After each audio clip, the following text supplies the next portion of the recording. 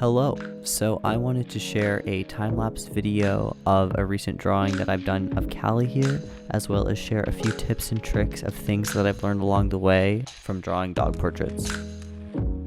So I regularly start a portrait using a projector and kind of getting the basic proportions down, and then I'm going in here looking at the photo, which this is the original photo that I've been given.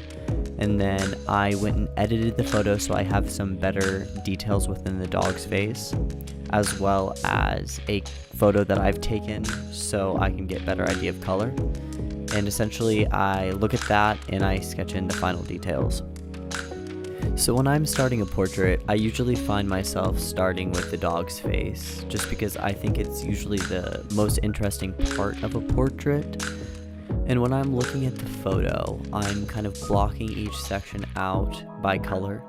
I choose the lightest version of that color so that I can always go darker, and then I start blocking in those sections.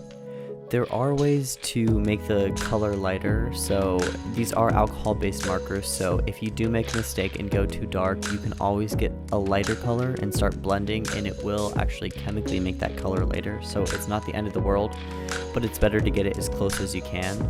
And I actually have these swatches that I use, and I'll hold up to the photo just to get a base idea of which color I should go with off the bat. And I'd say that's always a good idea, is to have some swatches nearby. So you can see here I've added in the eyes, and I think once I put in the eyes, you really get a better sense of the dog and a little bit more personality. I think that that's a small detail that once you put the highlights in the right spot, it really makes the portrait come together. And so I wanted to give a few tips and tricks of things that I've learned that have really helped my portraiture come along. And I think the first thing is looking through either a mirror or a viewfinder to kind of check your work as you go along. So here I was obviously recording, so every once in a while I'd stand up and look through my phone and kind of see how it looks. It's a different way of taking a step back and kind of getting a more objective view of what you're drawing. And then a second thing that I've learned is exaggerating certain aspects. So when I'm given a photo, for example this photo, I obviously had to edit the photo to be able to see the details better. And I actually made the dog bigger in this, so when I had that projector up, I zoomed in and drew the dog bigger, then changed the projector's angle a little bit so that the horizon would be straight. And then I made sure to make this island in the background a bit bigger, and just play with the composition a bit, and it makes it usually more visually engaging. And then the third and final tip I have for you is to not be afraid to use gray.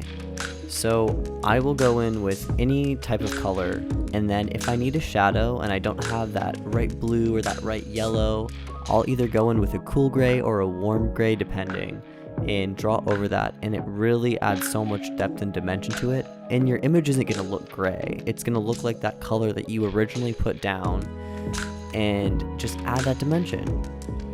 And so with my portraits, I usually start with this Copic marker and get it to as high fidelity as I can, and then I'm starting to go in here with colored pencils. So I use oil-based Prisma-colored pencils, and I think these two mediums really go hand in hand.